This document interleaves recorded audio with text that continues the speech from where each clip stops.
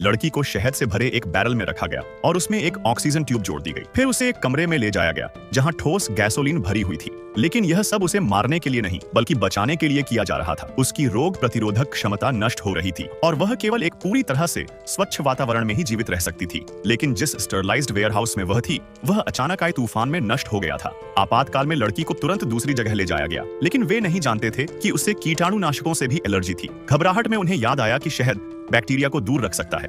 मजबूरी में उन्होंने लड़की को शहद के बैरल में डाल दिया। एक महिला ने उसे सांस रोककर रखने को कहा और फिर उसकी ऑक्सीजन ट्यूब हटा दी। तुरंत ही कमरे में आग लगा दी गई। तापमान बढ़ते ही लड़की को तेज गर्मी महसूस होने लगी और उसकी त्वचा पर फफोले बनने लगे। लेकिन यह तो बस शुरुआत थी।